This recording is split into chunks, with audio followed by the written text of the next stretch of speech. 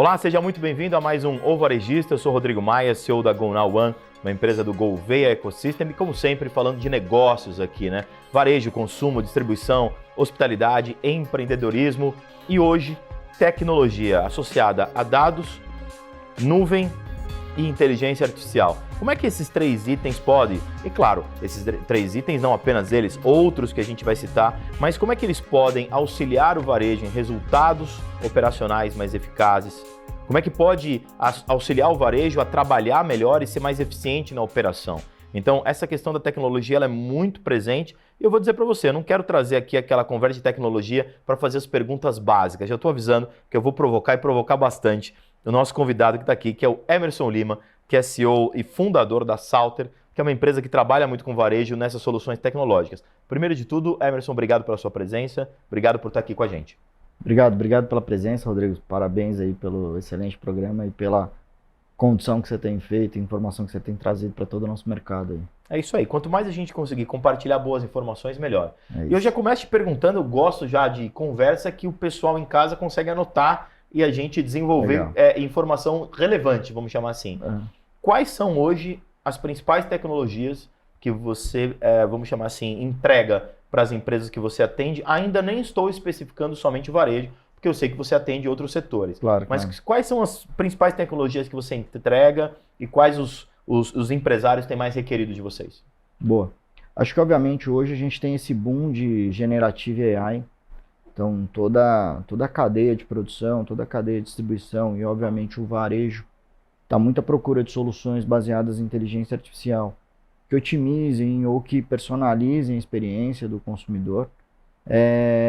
A gente tem bastante solução aí envolvendo engenharia de dados, envolvendo inteligência artificial e, obviamente, um ganho de performance aí que as empresas obtêm quando levam seus ambientes de infraestrutura tecnológica para a nuvem. Então, a gente tem atuado nessas perspectivas junto com os nossos clientes. Engenharia de dados e infraestrutura tecnológica para a nuvem, qual foi o que você falou? E Generative AI. A IA generativa. IA generativa. E como é que isso é aplicável, né? Boa. A gente tem diversos casos, por exemplo, tem um caso interessante, sobretudo do varejo, que diz que 70% das perguntas hoje que um usuário faz no e-commerce já é respondido por um chatbot.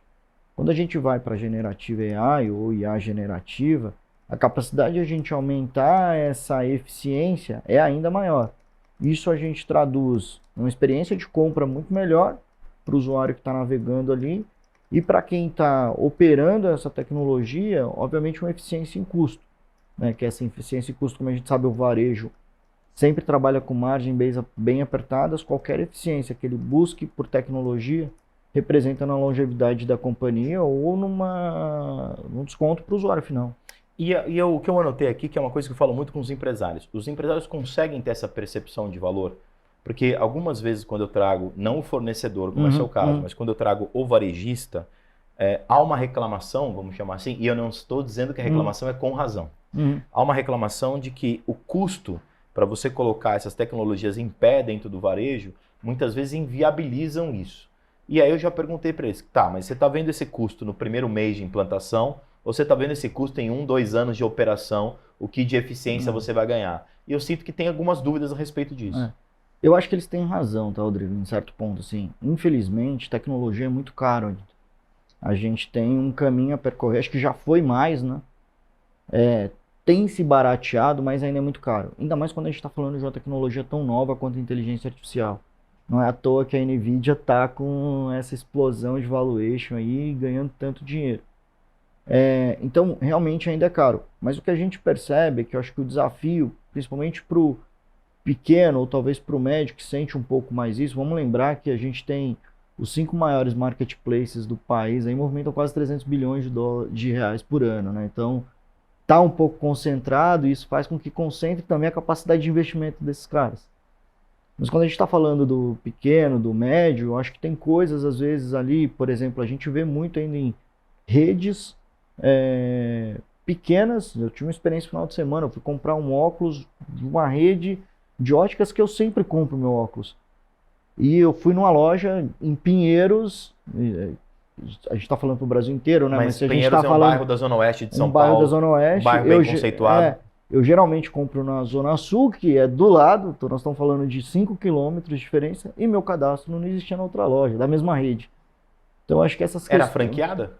Eu acho que não é franqueado, eu acho que ainda é loja própria. Mesmo se fosse franqueado Mesmo também, se né? fosse. Então, assim, quando a gente está falando de omnichannel, né, isso que é uma palavra bonita, a gente vai falando para grandes companhias, mas mesmo no pequeno ainda, às vezes não consegue ter algo básico, que é um cadastro atualizado e único nas diversas Então, lojas. mas aí deixa eu te interromper, vamos chamar assim, né? O que eu quero te dizer é assim, o pequeno tem condição de ter uma tecnologia que permita esse cadastro único para ele?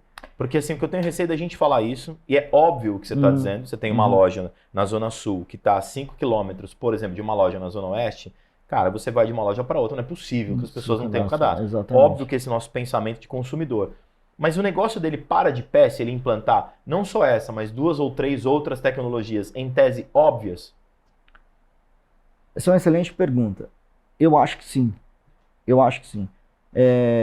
Hoje, obviamente, você tem tecnologia de vários portes, né? E eu acho que vai muito de uma implementação bem feita. Então a gente tem muito problema, inclusive nos grandes, tá? De gastar-se um monte de dinheiro com tecnologia e não ter uma implementação bem sucedida. Isso leva em consideração, sobretudo, porque quem está implementando ou operando aquela tecnologia não sabe muito bem o que quer, ou não sabe muito bem o que vai fazer com aquilo.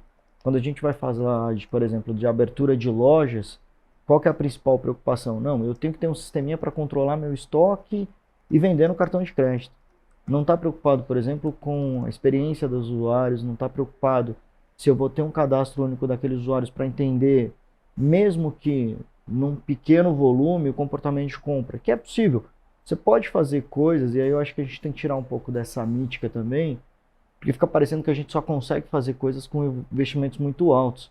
Mas se você tem um pouco de inteligência, eu conheço gente que tem redes de chocolate que faz isso em planilha. Entende? Então é possível fazer isso. Agora, precisa, eu acho que mais do que tecnologia, saber o que você vai fazer com a tecnologia, né? Mas aí você pegou num ponto muito interessante, que assim, é a formação das pessoas para que elas possam entender essas possibilidades que você citou, né? Às vezes uma planilha, né? Claro, como um primeiro passo, sabemos que dependendo do tamanho que a empresa ficar, Obviamente. se ela ficar indo para ficar pensando em planilha, por exemplo, ela vai ter problema, vamos chamar assim. Mas o que eu quero dizer talvez as pessoas não consigam entender nem o primeiro passo, sabe assim? O primeiro passo é uma planilha. Então, depois da planilha, aí sim, me acostumei, gerei um bom relacionamento com o consumidor, pô, legal. Então aí eu consigo passar para uma tecnologia. Telefone, e-mail. E assim, minha pergunta para você é assim, as pessoas conseguem saber esse passo a passo? A minha impressão é de que pequenos e médios, e eu não falo nem por formação intelectual, formação de graduação ou qualquer coisa do tipo acadêmica, mas assim, às vezes é tudo muito no instinto, né? E acaba dando errado. Você tem essa impressão também como fornecedor de tecnologia? Eu acho que é inevitável a gente falar de educação, obviamente, nisso, né, Rodrigo? E aí, acho que é um desafio nosso enquanto nação mesmo, dar um outro programa, né, só sobre isso. Mas, obviamente, a gente tem um desafio. Eu acho que tem esse empreendedor instintivo e talvez até um pouco mais tradicional, que tem uma dificuldade de entender essas novas tecnologias, mas a gente vê um pessoal mais novo vindo para empreender no varejo, vindo montar cadeias de fast foods, cadeias de fast shopping, de fast fashion, desculpa, mas que ainda tem algumas dificuldades em lidar com essas metodologias, digamos assim, de entender o consumidor moderno. E você acha que quem não entender essas metodologias do consumidor moderno está fora? Está fora que eu quero dizer assim, vai ter grande dificuldade de parar de pé? Eu acho que tudo indica. Se a gente pegar mais recentemente, por exemplo, 1 em cada 5 brasileiros já fez algum tipo de compra num site estrangeiro, né? 1 em cada 4 millennials olha para a questão da sustentabilidade na hora que vai fazer uma compra hoje. Então é indispensável que você olhe essas questões e entenda para onde está indo o comportamento do consumidor. Né? É engraçado você dizer isso, né? Porque as pessoas às vezes pensam, não apenas no varejo, mas em vários setores, no hoje, né? Então a pessoa vai lá e pensa, não, bom, hoje o comportamento está assim. Hoje, paraná. Só que depois de 2, 3, 4, 5 anos, as coisas mudam. É aquela famosa história já muito falada, mas só contextualizando aqui, de quem queria abrir locadora de vídeo, franquias que eram caríssimas, né? De locadora de vídeo e já não tinha, e já tinha muita gente falando, olha, Acabou, né? sai daí que vai acabar. E a pessoa pensa naquele hoje. Você acha que as pessoas hoje estão com esse pensamento assim de acharem que, ou não, as pessoas já evoluíram e entenderam que sem a tecnologia não vão ficar? O pensamento está retrógrado ou o pensamento já está atualizado? Dentro dos clientes que você tem, das prospecções que você faz?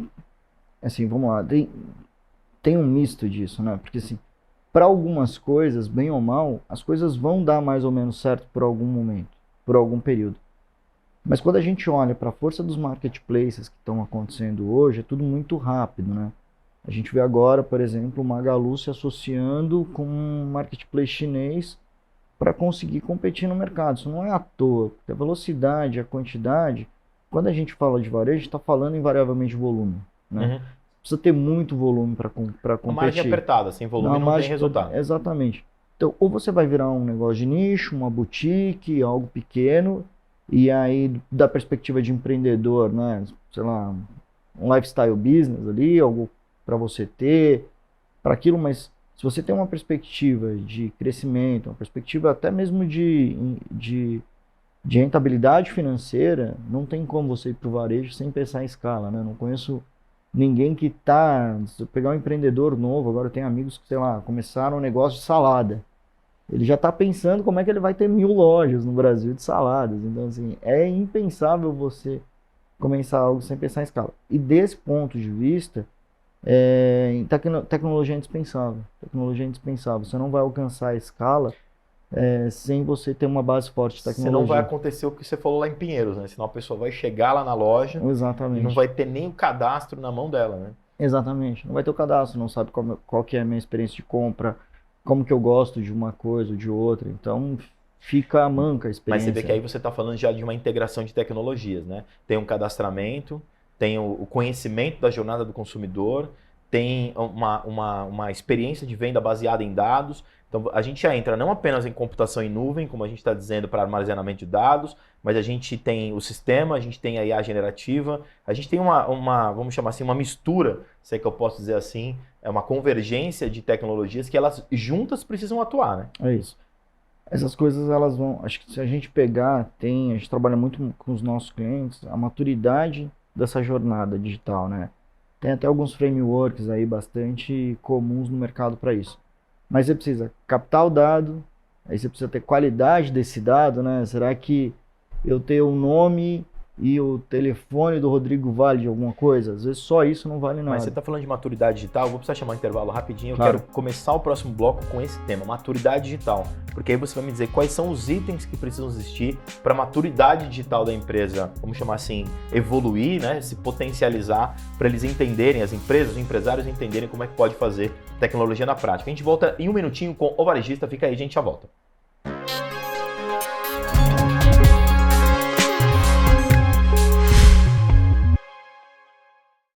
A seguir, o varejista. Oferecimento 3 cliques. Encurtando distâncias e aproximando você de oportunidades ilimitadas.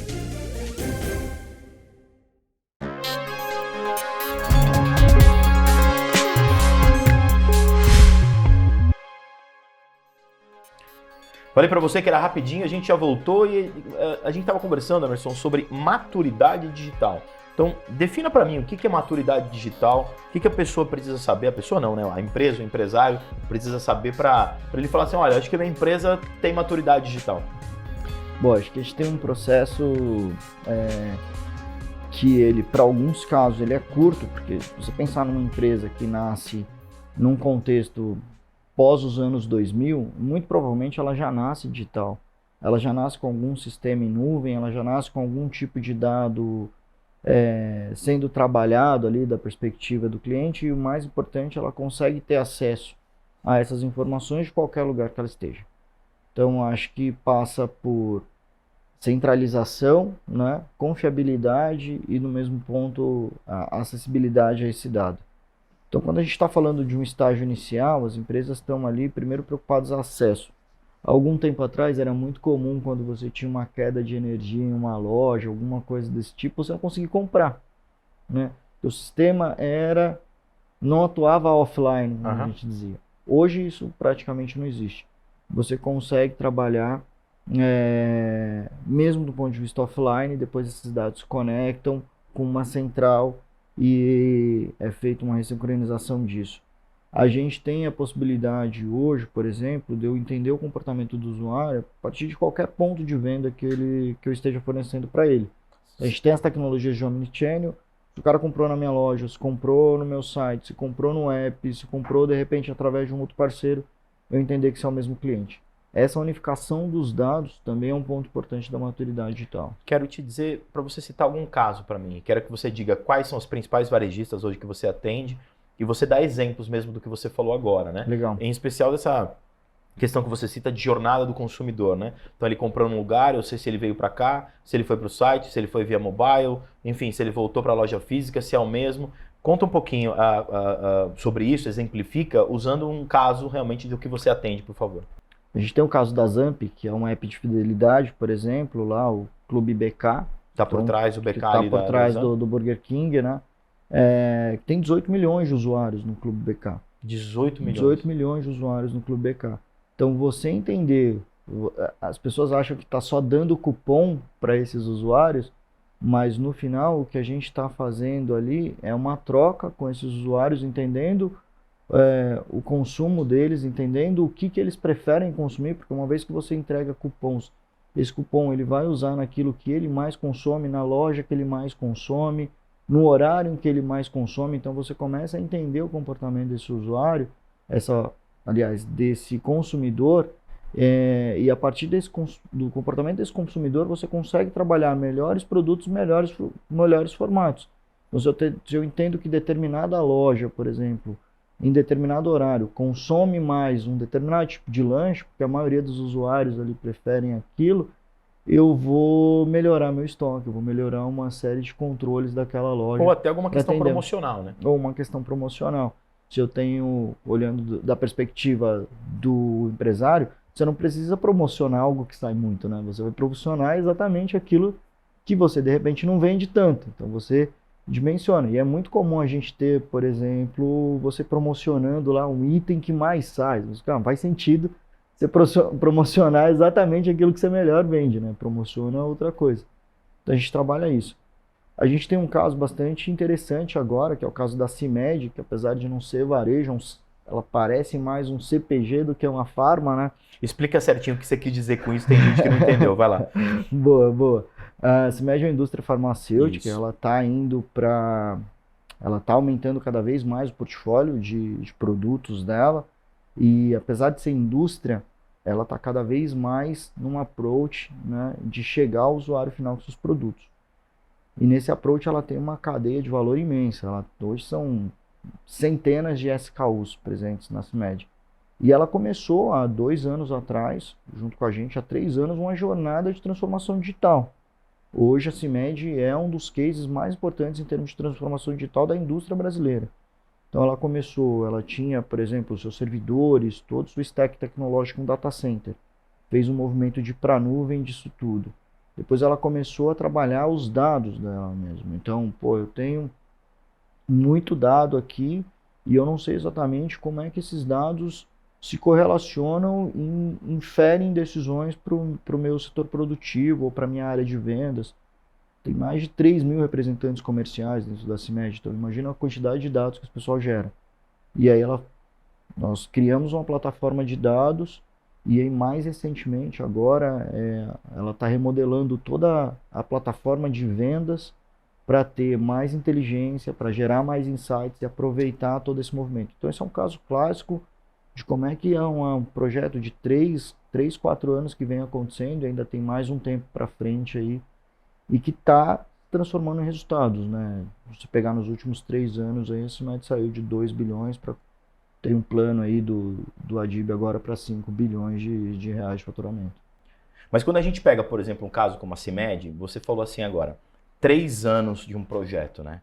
Então, eu tenho certeza que os resultados todos aferidos hoje, eles não aconteceram no primeiro ano. Percebe como a gente volta lá para o começo da entrevista?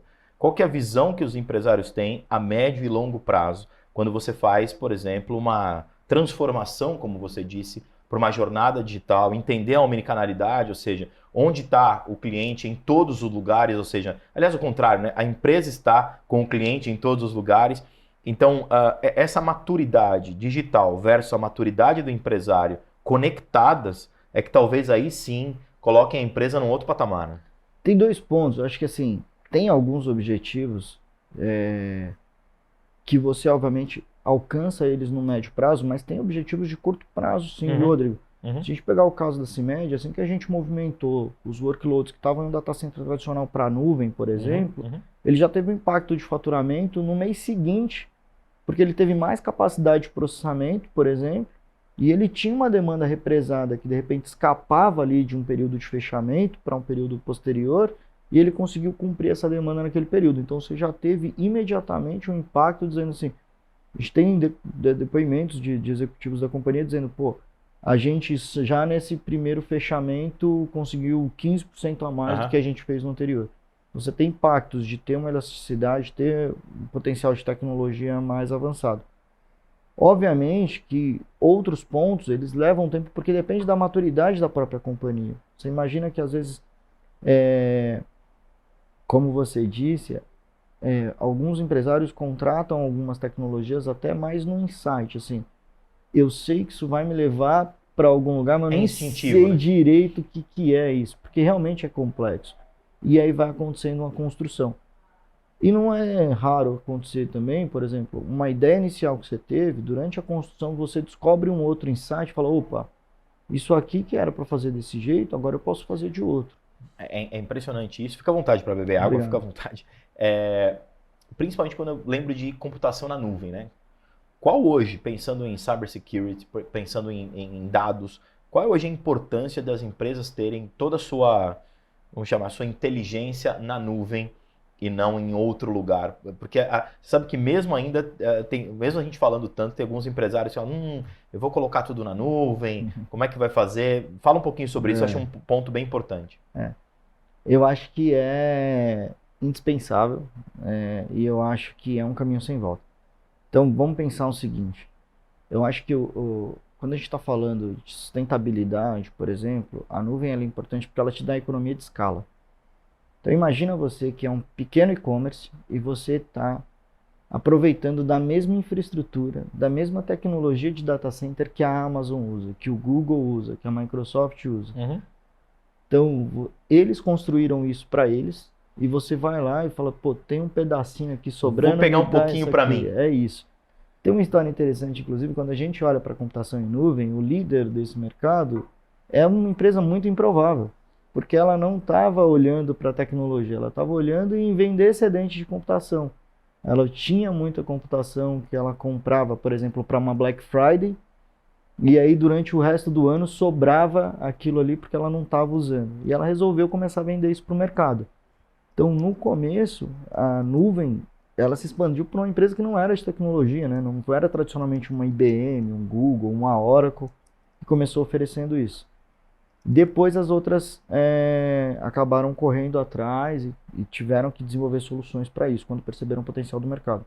Mas eu acho que a grande sacada aqui é, por exemplo, uma pequena indústria de uma cidade no interior poder usufruir da mesma infraestrutura que a CIMED usufrui, pagando por um terço. Esse exemplo que você deu é fantástico, né, para quem não entende da questão da nuvem, né? Então eu vou usar de uma mesma infraestrutura de empresas gigantescas para que eu tenha mais segurança dessa informação. Exatamente. A gente pode pagando um terço disso, não, pagando claro, um pequeno pedaço. Mas a gente pode dizer hoje que a gente tem segurança da informação dentro da nuvem, dentro da internet, das redes como um todo. Vamos colocar assim de uma forma genérica, do mundo digital. Tem essa segurança hoje, porque é um tema complexo esse. Eu acho que é engraçado que no começo das discussões de tecnologia de nuvem, esse era o primeiro caso. Acho que você visitava bem as feiras, né, Rodrigo? Sempre. Toda feira que você chegava, no começo da discussão de nuvem, a principal discussão era a segurança da informação. Hoje, só para você ter uma ideia, quando a gente vai falar de tecnologia de nuvem, a preocupação o que motiva a decisão, né? Se você pensar lá, eu vou migrar para a nuvem, quais são minhas preocupações? Segurança é a última, penúltima. Segurança é a última, penúltima. Os executivos de tecnologia estão mais preocupados, por exemplo, como é que vai ser a gestão de mudança disso, né? Será que vai parar, que não vai parar, que momento que eu vou parar? Ele vai perder algum dado nisso? Então, ele está preocupado com outras coisas. Porque já demonstrou seguro. Então, de novo, né? É muito provável que o investimento de segurança que um Google faz é maior do que qualquer empresa brasileira possa fazer, até mesmo uma Petrobras, muito possivelmente. Então, você usufrui desse mesmo sistema de segurança. Obviamente que você tem uma segurança intrínseca da nuvem, que ela é by design. E agora, não adianta eu colocar, vou dar um exemplo bem chulo aqui, bem prático, mas assim, não adianta eu colocar o meu servidor com os meus dados na nuvem e lá dentro da minha empresa a senha é 1, 2, 3 mudar. Então, em todo mundo, entendeu? Então, o problema não está na nuvem, está no problema ali de todo mundo. Mas a gente volta ao que a gente falou antes, é a maturidade digital, né? Ou você tem realmente itens que, em conjunto, transformam essa empresa e colocam melhor essa empresa em uma maturidade digital, ou se você só fizer um capítulo dessa história, o livro todo não vai fazer sentido. Não fecha, exatamente. Né? Você precisa ter todo um aparato ali, inclusive de treinamento das pessoas que operam essa tecnologia. A gente tem casos, por exemplo, da saúde, tem um caso bastante emblemático, em que a empresa estava investindo muito dinheiro, um player grande de saúde, investindo muito dinheiro para que as pessoas tivessem as suas credenciais ali de acesso aos computadores, etc. Mas aí quando chegava lá para fazer, as enfermeiras ali coletando exame, compartilhavam a senha uma das outras, porque dava muito trabalho uma ficar trocando de usuário com a outra no sistema, então era muito mais simples, ela lá, todo mundo tem a senha de todo mundo e usa o sistema. Então, entende, assim, do ponto de vista ali do departamento de TI, a segurança estava estabelecida, mas na ponta... Mas você percebe que tem uma questão cultural envolvida, né? Tem uma questão cultural, tem uma questão educacional, bem pesado. O negócio é bem baixo. É bem baixo. De novo, volta toda para a maturidade, seja do empresário ou a maturidade digital, e essa convergência que faz alguma coisa, sem né? dúvida. E tem uma conscientização hoje, né, Rodrigo? Você sabe bem que não adianta você hoje fazer um projeto na sua empresa, seja o que quer que você vai fazer, e não envolver a companhia como um todo naquele projeto e fazer com que todo mundo entenda por que está sendo feito, para onde que a gente está indo e qual que é a necessidade daquilo. Entender esse caminho é fundamental. Acho que todo mundo só está comprado na ideia, né? Isso. Emerson Lima, CEO e fundador da Salter, que é uma empresa de tecnologia que atua não apenas no varejo, mas em outros setores, fornecendo soluções de tecnologia, em especial computação em nuvem, IA e outras várias funções que a gente pode precisar. Muito obrigado pela sua presença, pela entrevista, tenho certeza que foi muito útil, né? A gente diz aqui, BMC News, informação que gera valor, e hoje, com certeza, muitas informações que geraram valor. Obrigado pela sua presença. Eu que agradeço, Rodrigo. Parabéns aí pelo programa mais uma vez, obrigado aí a todos os espectadores pela parceria e pela oportunidade. É isso aí, a gente daqui a pouquinho volta com o próximo bloco do Varejista. Até já!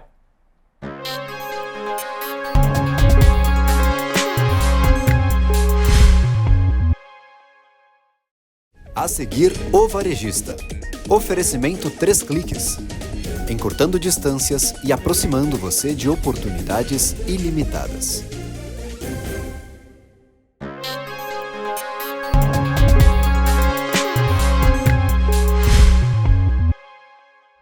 Olá, voltamos com o Varejista e agora dentro do ambiente de negócio a gente vai falar de um assunto que relaxa, um assunto leve, um assunto gostoso, que é a questão de colchões. E para isso eu estou recebendo aqui Tariel Manteiga, que é CEO da Pro House Colchões, e eu agradeço, já começo, né, agradecendo muito pela presença. Obrigado pela oportunidade. É isso. Vamos conversar desse assunto e eu já começo com uma pergunta bem interessante. Como é que está o setor, né? E eu fiz questão de trazer esse setor para cá, é a primeira vez no Varejista que a gente traz o setor de colchões para cá, dentro do varejo, claro. E eu sei que vocês já foram fábrica, se tornaram varejo, daqui a pouco a gente fala disso. Primeiro eu quero começar como é que está o setor. O setor está bem, está passando por um momento difícil, de um momento de crescimento, o setor como um todo, não necessariamente a Pro House, me diz. Essa pergunta é boa. Para falar do como está o setor hoje, a gente faz uma leitura, né?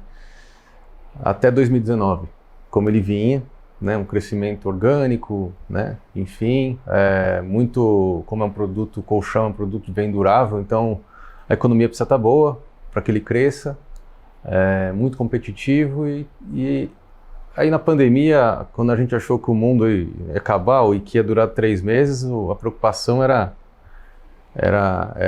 vai acabar tudo. E na verdade, o que aconteceu foi que as pessoas ficaram em casa e quem podia consumir, continuou consumindo e cuidando da casa, né? Consumindo para o lar. E o setor teve um boom de volumes e inflacionário, inclusive, subiu muito o preço. Então hoje a gente está em 2024, já passado aí 3 anos da pandemia. 2022 foi um ano que o mercado realmente sentiu a queda, porque todo mundo basicamente comprou em 2020 e 2021. E a queda veio em 2022, 2023 também.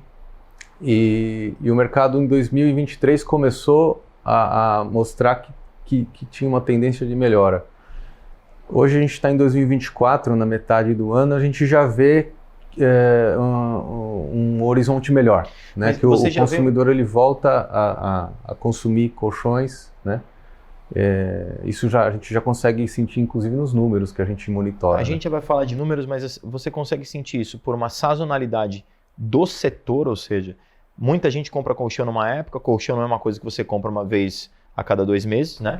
A ideia, exato. Inclusive, é ao contrário. O ciclo é longo. Isso, o ciclo é longo. Mais ou menos de quanto tempo o ciclo? Entre 5 e 10 anos. Entre 5 e 10. Então, uma pessoa vai comprar de novo um colchão daqui 5, 10 anos. 7 anos e meio de média. 7 anos e meio. Então, assim, para você conquistar esse cliente de novo, você vai muito numa venda única, né? Então, você tem que entregar qualidade para o cara resolver voltar. Então, esses números crescendo tem mais a ver com algum ciclo de sazonalidade ou alguma movimentação do setor mesmo?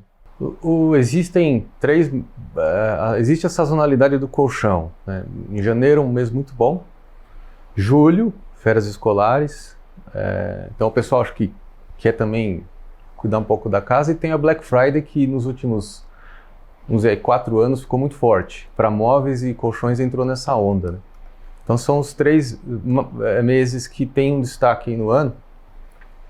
Mas não é isso. A gente vê que tem o consumidor que troca quando ele precisa.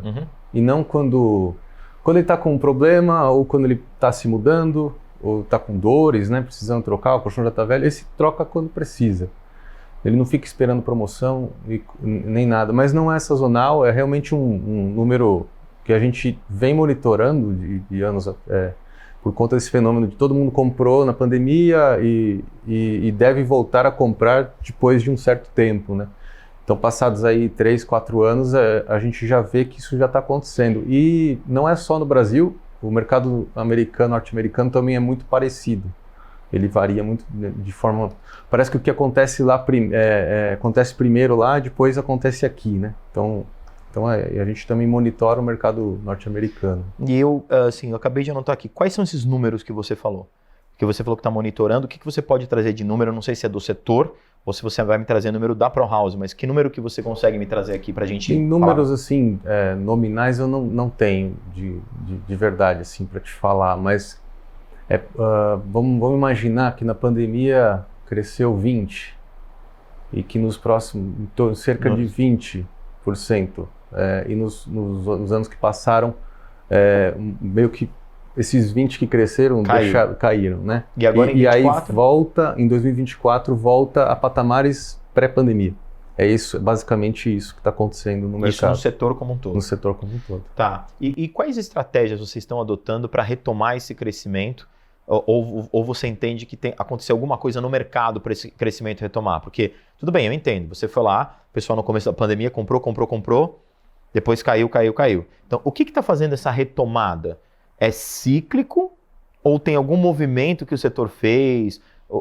A que você atribui essa retomada e, principalmente, quais estratégias vocês estão utilizando para surfar essa onda? Como eu falei, o mercado de colchões é bem consumo durável, né? Muito dependente do crescimento da economia. Então, uma economia estável, pessoas que confiam que vão estar empregadas, esse tipo de coisa, né? Então, o índice de desemprego menor melhora venda de produto durável, né? Colchão, a gente encara como a pessoa troca o sofá a pessoa troca a TV, o celular, e o colchão ela deixa por último, né? Então, o desafio, daí entra o desafio e uma oportunidade também, para quem está no mercado, de mostrar valor, né? Mostrar para o cliente, olha, dá uma olhada no seu colchão, né? A propaganda, né? Dá uma olhada se você já não precisa trocar o seu colchão, né? A oportunidade é agora. Então, isso funciona muito, tem funcionado muito, né? Chamar atenção para esse consumidor. E como uma empresa, vamos dizer assim, no varejo jovem, né, comparadas às marcas mais tradicionais, nosso diferencial está na velocidade que a gente se movimenta, né, que a gente responde àquilo que o consumidor precisa. Então, eu acho que isso a gente coloca como estratégia, né, a velocidade como a gente responde é isso, e temos uma rede de franqueados, né, que nos traz muito do que a ponta precisa, né? Eu vou chegar nessa pergunta agora, né? Vocês eram, aí eu quero um pouco desse histórico, vocês eram fabricantes, vocês atendiam aos varejistas, quando que foi essa virada para vocês virarem, além de fabricantes, varejistas também? Sim. Porque vocês só eram fabricantes, certo? Exato. O que aconteceu para vocês fazerem a virada? Você falou 2010, não foi isso? 2010. 2010 a virada. O que aconteceu para essa virada? Porque o que eu estou pensando justamente nesse raciocínio, assim, te perguntei do setor, perguntei quais são suas estratégias, você citou a questão econômica que influencia bastante, e agora vamos entender a Pro House. Então, era fabricante, virou varejista, chegou na franquia. Vamos fazer esse caminho. Qual foi a mudança para vocês saírem de fabricante para varejista? Isso. A gente começa em 79 como fábrica, né? A fábrica chama MGA, até hoje. Hoje a gente nomeia como grupo MGA, né? Que tem a fábrica, tem a rede franquia e tem outros empreendimentos importantes. Tem a Floresta também, que é nossa própria projeto de replantio de eucalipto, que a gente utiliza para as camas.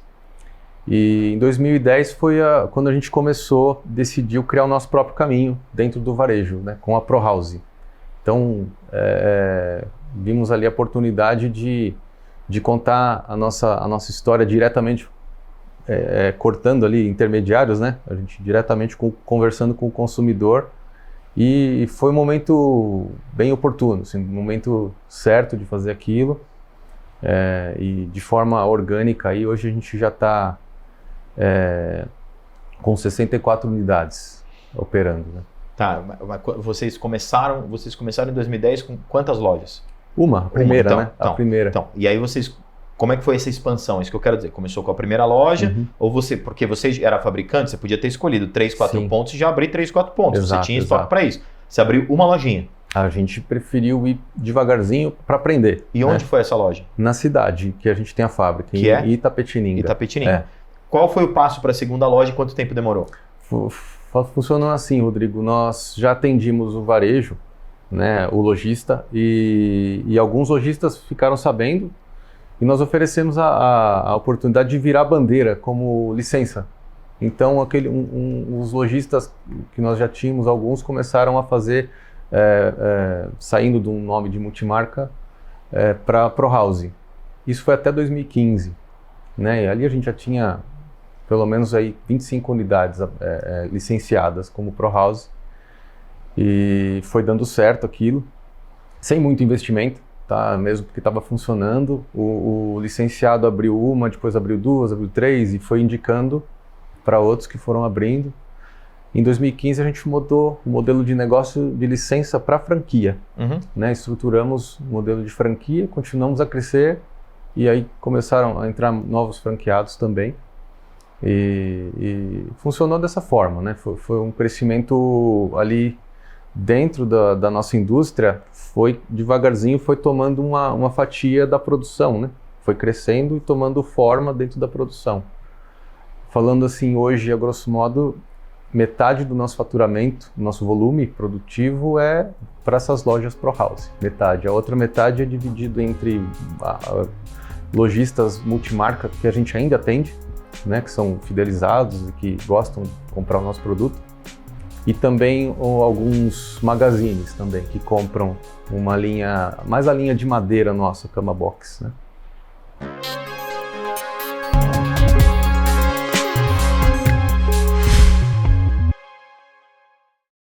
A seguir, o varejista. Oferecimento 3 cliques.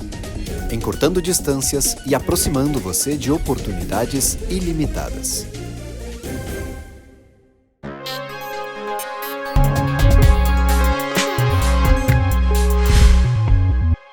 E me fala uma coisa, eu vou trazer uma pergunta aqui de uma nutricionista amiga chamada Vitória, que eu falei que eu ia entrevistar alguém relacionado, né, uma empresa relacionada à área de colchões. Eu achei muito interessante a pergunta. A pergunta foi assim, no contexto atual, como é que você busca inovar, pensando em colchão, para atender essas demandas de consumidores que querem qualidade de sono? Eu achei fantástica essa pergunta, porque assim, às vezes a gente pensa muito no produto, concorrência, que a gente está falando aqui, uma loja, outra loja, uma estratégia, franquia, vem para cá, vem para lá. E hoje fala-se muito desse mercado de wellness, né? O famoso bem-estar. Eu não sei, eu não tenho conhecimento técnico agora para dizer, mas eu acho que um bom colchão que te dá qualidade de sono, de alguma forma está incluído nesse setor de bem-estar, né? Como é que a ProHouse tem visto isso, se é que vocês estão se atentando para esse ponto? Uma noite de sono bem dormida melhora tudo, né? Então, são no mínimo ali 8 horas que você fica em repouso para poder depois ter um dia produtivo ou um dia de lazer que você aproveite bastante. Então, existem assim, no nosso portfólio de produtos, que é um diferencial nosso, tem um portfólio bem variado, né? A gente também pensa muito em preço, porque tem que ter o produto de entrada e tem que ter aquele produto de posicionamento com itens importados e matérias-primas ali diferenciadas. Isso é produto. Mas o que ele oferece de benefício, né? Então, quem que vai, o que o público está procurando, né? E muitas vezes, provavelmente pelo ciclo longo de compra de colchão, né? De cada 7 anos, você praticamente esquece o que você precisa, né? O que é bom, né? Você sabe que está na hora de trocar, porque seu colchão já não está legal, mas o que é bom para mim? Então, o papel nosso é orientar. E para orientar tem que ter um mix de produtos, um portfólio completo. Mas o colchão consegue dar essa qualidade de sono que a Vitória perguntou como nutricionista nesse sentido? Porque, claro, no caso dela, ela busca, pelo meio da alimentação, dar à pessoa uma qualidade, né, de saúde, né, qualidade biológica, qualidade da alimentação, como isso influencia a substância, enfim, a gente sabe, né, a questão nutricional, era essa palavra que estava fugindo. Agora, quando a gente pensa em qualidade de sono, o colchão entrega a qualidade de sono. De que forma? Tem, eu quero dizer assim, é pelo produto? Tem tecnologia embarcada, por mais simples que pareça. O colchão ele é uma caixa fechada, né? Você não sabe o que tem dentro. Mas você pode contar o que tem dentro. Por exemplo, o nosso fabricante de molejos, nós compramos do maior fabricante de molejos do mundo, né? Uma empresa norte-americana com fábrica aqui no Brasil. Tem mais de 100 anos. Né, fabricando molejos para colchão. Né? A fabricante de tecidos também, uma empresa centenária com sede na Bélgica, também muito importante no mundo, mas fabricando tecnologia. Então tem tecnologia para que isso gere benefício para as pessoas. E no momento que a gente está... Então hoje um colchão, a construção é simples e acho que vai ficar fácil de quem está ouvindo a gente entender. Um suporte, uma base do colchão onde é o teu molejo, né? A gente usa majoritariamente colchões de mola, que são molas mais uma camada de espuma. Então ter um bom molejo para dar o suporte corporal, que é aquele colchão que não vai fazer você dormir no buraco ou afundar, né? Então é um suporte para você se mexer pouquinho, né, durante a noite, né? Ele te ajudar quando você se mexe também. E a espuma, uma camada de espuma que o cliente possa escolher, eu gosto um pouco mais macio, eu gosto um pouco mais firme. E ele pode testar na loja. Isso a loja física ajuda muito, né? Ele ter aquele tempo ali. A gente gosta quer que o cliente tenha pelo menos 1h30 para fazer a compra dele, sem pressa, para que ele tenha tempo de escolher, né? E escolher o melhor colchão. Então, escolher uma superfície onde você possa escolher o seu conforto e fresca, né? Um tecido fresco que ventile bastante. Então, 3 coisas, né, que eu falei: suporte corporal, o conforto à sua escolha, né? E uma superfície fresca e agradável, né? O colchão não pode te esquentar. É você que tem que escolher. a temperatura que você quer dormir, né? O cobertor, né? Como você quer dormir, você não é o colchão que tem que te esquentar. Então, essas 3 coisas para a gente são pilares ali do desenvolvimento do produto. E se eu posso falar um pouco mais do momento que a gente está vivendo, a população está envelhecendo, né? E precisa de produtos de qualidade, né? Duráveis e que dê conforto. Então, isso a gente está enxergando, né? Um público mais velho comprando e a gente consegue entregar mais valor, porque esse público ele quer consumir produtos de qualidade, né? Que dê conforto, né?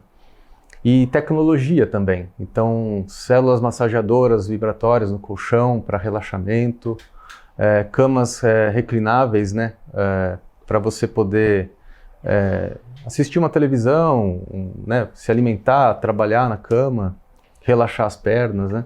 Uhum. Então isso está mudando. Nos Estados Unidos isso já é muito mais popular, essa questão da cama reclinável. No Brasil ainda está como uma tendência, né? Das e pessoas. aí, pensando nisso que você falou das camas com as tecnologias, a cama reclinável e outras dessas tecnologias, como você disse, como é que você faz a experiência da loja física na Pro House? Vocês se preocupam com isso? Uma coisa que eu falo muito aqui para os varejistas, e eles mesmos dizem isso, que na loja física hoje é muito importante que o cliente chegue e tenha realmente uma experiência. Vocês se preocupam com isso? Como é que você está enxergando o mundo digital versus o mundo físico dentro do varejo? Sim, então, interessante. Vamos falar assim de loja física primeiro, né? Então, o cliente que vai numa loja Pro House, ele tem uma exposição de produtos facilitada para ele entender que tudo ali tem um porquê, uma diferença, né? Os colchões, nós temos basicamente para toda a linha de colchão, a gente tem um macio e um firme para que ele escolha. E com o mesmo preço e com a mesma tecnologia, só muda a camada de conforto. Isso facilita muito, quebra objeções, né? Ali para o cliente. Muita informação no produto, ele consegue ver a maquete desenhada, como é que o colchão é feito por dentro, quais são as tecnologias que esse produto tem, né? Ele vai ouvir a verdade dentro de uma loja, né, de colchão. Estou dizendo para você que tem essa tecnologia, está aqui escrito, né? E isso muito na loja física ajuda até o vendedor de colchões a receber um cliente e poder explicar. Então a gente pensa muito assim, sempre pensamos muito assim para montar uma loja, né? E o online, desde 2018 que nós temos o nosso canal, o nosso site e-commerce, né? Formato. Mas basicamente ele foi construído com o propósito de levar um cliente até a loja.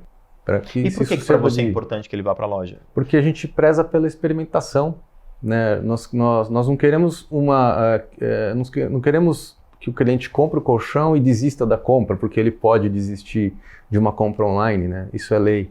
A gente quer que ele tenha a experiência de comprar, dormir, utilizar e voltar a comprar. E na loja física a gente aumenta muito as chances de poder instruir o melhor produto, da forma né? correta. Na internet, por mais vídeos que você faça, por mais informação técnica, por mais que tenha alguém no WhatsApp, a gente tem isso no canal de WhatsApp para tirar dúvida ali, né? Então, para a gente não é completo, né? Acho que a gente preza muito por esse relacionamento, por conhecer o cliente e ajudá-lo a escolher o melhor produto. E como é que você treina hoje o seu pessoal? Isso é uma coisa que você faz muito a respeito de, você falou, vendas por WhatsApp. A gente tem falado muito isso com os varejistas, né? A ponta, né? Não adianta a gente pensar em 1000 tecnologias, 1000 estratégias, se lá na ponta o vendedor, o atendente, aí claro, depende do modelo de negócio, mas enfim, se na hora desse atendimento, seja digital, seja online, não tem um atendimento de qualidade. Hoje isso é um diferencial dentro do varejo. As lojas que têm atendimento de qualidade performam muito melhor, independente do produto. Óbvio que o produto ou o serviço contam muito. Falando em varejo, o produto conta muito, mas quando você tem um atendimento, isso tem uma relevância bem grande, né? Sim, sim. O atendimento tá no nosso DNA, né? Como empresa sempre foi um destaque, né? Atender muito bem, a pontualidade, né, a entrega ágil, né? Então o atendimento sempre teve dentro do nosso DNA, desde a fundação, né? E para ter esse atendimento completo a gente preza muito pelo contato, pela proximidade, pela loja física. E aí quando a gente fala de treinar a equipe, é para a gente permear isso na companhia inteira, né? Quando todo mundo que está atendendo, todo vendedor que está ali numa loja Pro House, ele conhecer a empresa, conhecer a cultura da empresa, conhecer dos produtos, claro, obviamente, e saber vender, né? Saber, de forma, a gente consegue passar algumas técnicas, né, através dos nossos treinamentos que passam por uma abordagem, por uma sondagem, para poder orientar o cliente no melhor colchão. Tariel Manteiga, CEO da Pro House, muito obrigado pela sua presença. Realmente falar desse setor é importante para a gente trazer aqui no Varejista. A entrevista foi ótima, agradeço bastante. Obrigado, Rodrigo. Foi um prazer aí. Obrigado pela oportunidade de estar aqui com vocês. Obrigado, Tariel, pela sua entrevista. Esse foi o Varejista aqui na BMC News. No próximo programa a gente traz mais novidades aí para o varejo. Eu sou o Rodrigo Maia, CEO da Go Now One, uma empresa do Gouveia Ecosystem. Até a próxima semana aqui na BMC News, informação que gera valor. Um abraço.